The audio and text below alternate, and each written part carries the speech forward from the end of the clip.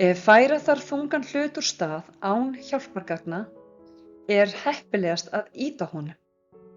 Ef aðstæður leyfa það ekki, ættir þú að reyna að draga hann. Það er betra en að lyfta og bera. Ef lyfta þarf þungum byrðum skal hafa nokkur atriði í huga. Fyrir það fyrsta, snúðu beint að viðfangsefninu og vertu með gott bil á milli fótanna. Beygðu þig í mjöðmum og hnjám, haltu bakinu beinu og hafðu axlir slakar. Því næst skaltu lyfta með því að færa líkamsþungan frá tám og aftur á hæla. Réttu rólega úr þér og haltu hlutnum eins nálægt þér og þú getur. Mikilvægt er að hafa í huga að spenna kviðvöðvana. Þeir geta þá tekið á sig hluta byrðarinnar og létt þannig á hryggsúlunni. Forðastu fyrir alla muni að vinda upp á hryggsúluna þegar þú lætur hlutin frá þér. Taktu þau skref sem til þarf og snúðu beint að fráleggsstaðnum. Legðu hlutin frá þér á sama máta og þú tókst hann upp. Að lokum, ef hluturinn er ólögulegur eða erfitt að ná taki, ættir þú að nota lyftara eða önnur hjálpartæki í stað þess að lyfta. Ekki hika við að fá hjálp frá vinnufélögum þegar við á. Fyrir marga væri gott að nota stuðningsbelti á álagstengdum tímum í vinnunni. Belti getur veitt góðan stuðning og komið í veg fyrir rangar líkamsbeitingar. Þegar unnið er með hendur í hæð við eða fyrir ofan axlir veldur það miklu álagi á stoðkerfið. Þótt eingöngu sé haldið á léttum hlutum verður stöðuálag á handleggja og axlarvöðva mikið við að halda handleggjum uppi.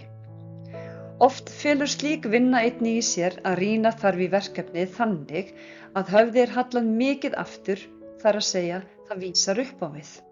Leiðir til úrbóta. Við þessáttar vinnu skal eftir fremsta megni reyna að nota léttitæki líkt og langt skaft, stiga og þessáttar til að létta á álagi sem myndast á axlar og hálsliði.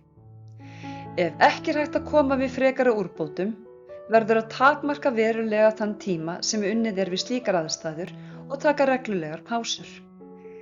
Einhæf álagsvinna einkennist að það er fá, einhæf, stutt og síendurtekin vinnuferli, takmarkað athafnafrelsi, erfitt er að breyta líkamsstellingu eða hreyfingar, stöðug spenna í ákveðnum vöðvahópum, andlegt álag, til dæmis vegna tilbreytingarleysis, tímaskorts, hraða og krafna athygli, líkamlegt átak.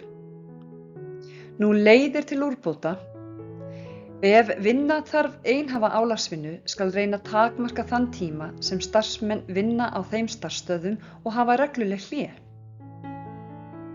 Einnig er mikilvægt að starfsmenn sem vinna afmörkuð einhæf störf geti víxlað milli verkstöða til að breyta líkamsstöðu á ýmsan máta.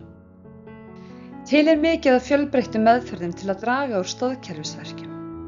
Sem dæmi má nefna sjúkraþjálfun, nálartungumeðferð, hita- og kælimeðferð, sjúkra-, íþrótta- og slökunarnudd, iðjuþjálfun, kírópraktor, flotþjálfun, sána- og vatnsgufur, höfuðbein- og spjaldhryggsmeðferð og hugleiðsla. Einnig er gott að stunda fjölbreytta hreyfingu sér til heilsubóta og finna þá hreyfingu sem veitir þér gleði og góða útrás.